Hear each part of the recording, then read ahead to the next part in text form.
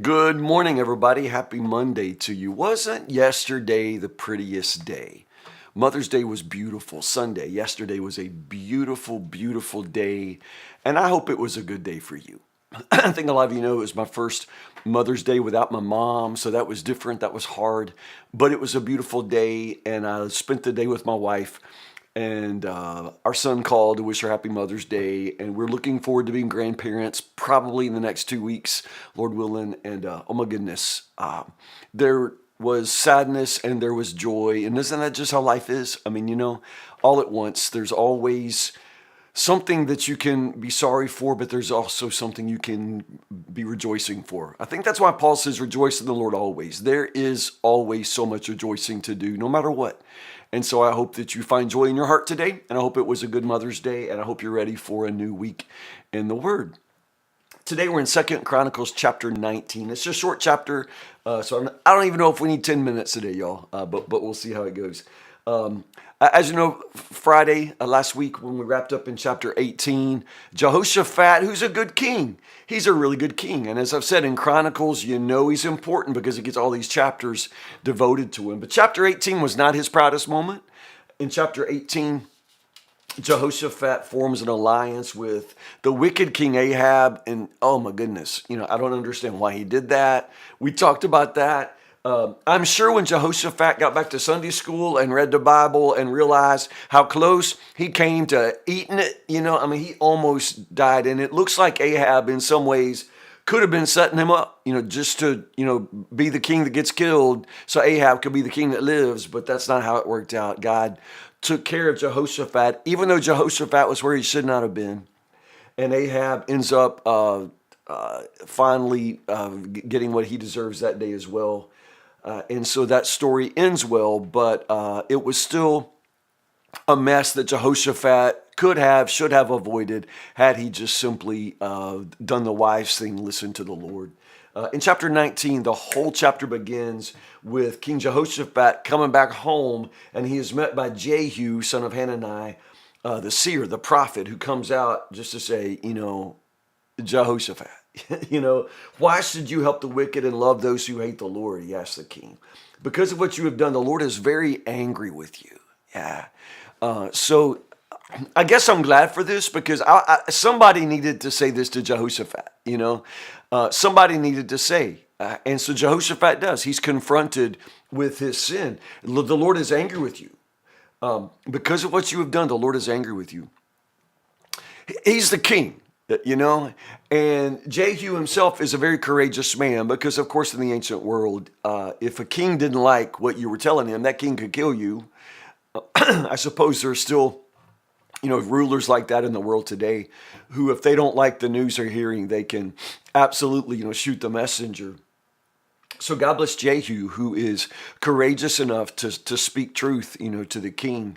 But God bless Jehoshaphat because Jehoshaphat is a kind of man who can take correction. He's a kind of man that can be confronted. And this is why you got to love him, Even so, this is Jehu. There's good in you, dummy. There's good in you. You've done so much good. You've committed yourself to seeking the Lord, So I love the fact that Jehu is like, you did this. God's angry with you, but my goodness, there's so much good in you.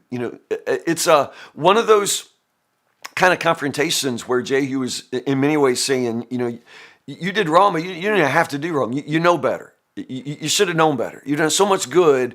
God's angry with you, but you've done so much good. So there's still this bit of, I still see this in you, and the fact that we can tell this horrible story about your stupidity in chapter 18, it doesn't mean that all the stories are bad, and in many, many ways, what a person does is never as important as what they do next. And Jehoshaphat responds well to correction. I hope that I'm that kind of person. I hope that you're that kind of person. If people feel like they can't tell you stuff, and the higher up you go in the world, like King Jehoshaphat, the fewer people there are who will tell you the truth. So it's important to keep truth tellers in your life. It's important to make sure they always have permission to tell you what they need to tell you, to get in your face sometimes and wave their hands and say, dude, you are going in the wrong direction. I see good in you, but that was dumb. That was wrong.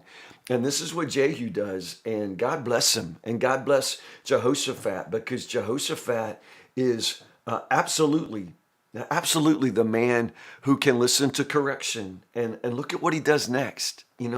So Jehoshaphat lived in Jerusalem, but he went out among the people. What king does that? He doesn't have to do that. He's got a castle.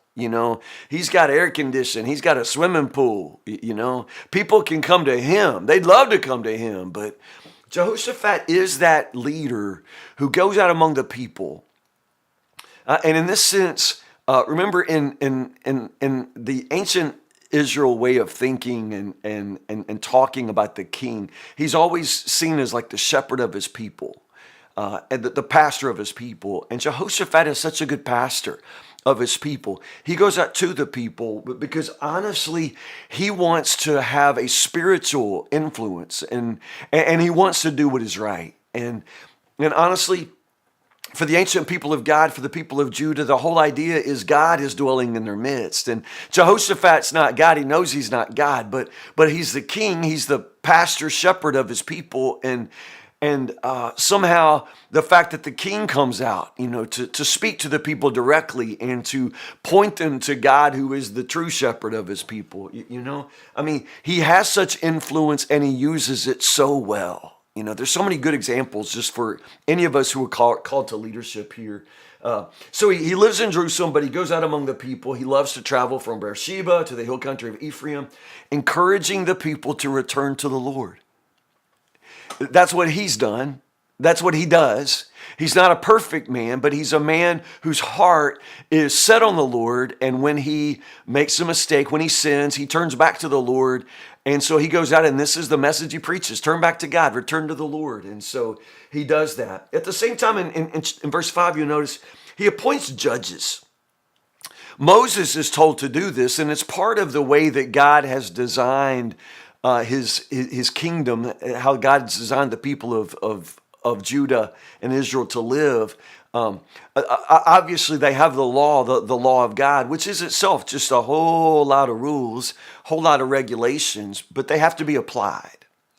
And so Jehoshaphat travels everywhere and just appoints godly judges, godly leaders who are able to make decisions.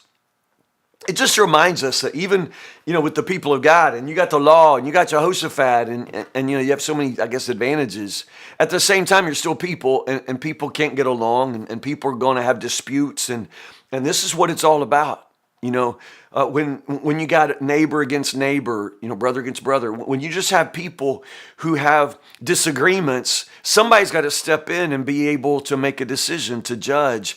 And if those judgments can't be trusted, if you can't trust that there's a standard of judgment that is right and that is above partiality and above, human bias and all of that, then it becomes meaningless. But this is what Jehoshaphat does, and it's part of what he does so well. He appoints the right people, and then he instructs them well. Fear the Lord and judge with integrity, he tells them. For the Lord our God does not tolerate perverted justice, partiality, or the taking of bribes. Oh my goodness, can we send him to Washington? Can we just not send him and let him give this speech to our Congress? Oh my goodness, we seem to have nobody with integrity. Someone who, just will not tolerate, perversity, perverted justice, partiality. Oh my goodness, we need that. But this is the kind of king Jehoshaphat is. And because he is himself a man of integrity, he can put others in positions who can themselves hold those positions with integrity. And it's just beautiful. You must always act in the fear of the Lord with faithfulness and an undivided heart. Go, Jehoshaphat. Yes, tell them, pick the right people and then instruct them well and let them do their jobs. Oh my, man, I love this. Don't you? Man, doesn't it just make you long for that kind of justice, that kind of commitment to the righteousness of God? Oh my goodness, I just love it. It makes my heart long for that kind of integrity in our own judicial system. Amariah, the high priest, will have final say in all cases involving the Lord. Zebediah, son of Ishmael, a leader from the tribe of Judah, will have final say in all the civil cases. The Levites will assist you in making sure that justice is served. Take courage as you fulfill your duties, and may the Lord be with those who do what is right. Yeah, oh my goodness. So again, the chapter starts with Jehoshaphat himself having messed up, and he's met by Jehu, who says, "Dude, you messed up," and Jehoshaphat owns it, and he immediately just gets right back on track. Oh my goodness. When you mess up, you can wallow around in it if you want. You can beat yourself up. You can go right back to the same mess that you just came out of, or you know what? You can repent. You can change the path you're walking. You get right back to doing what is right, and that's what Jehoshaphat does.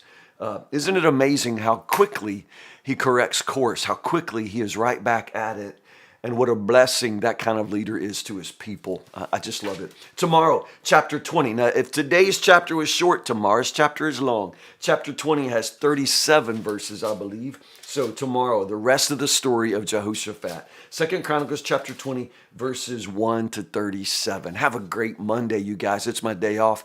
I'm going to try to mow. I got other things I want to do today, some things I need to do for Casey. But oh my goodness, it's going to be a good day for me. And I pray it's a good day for you. I pray it's a good week for you. Let's be in the Word together, and I will see you in the morning, Lord willing, 10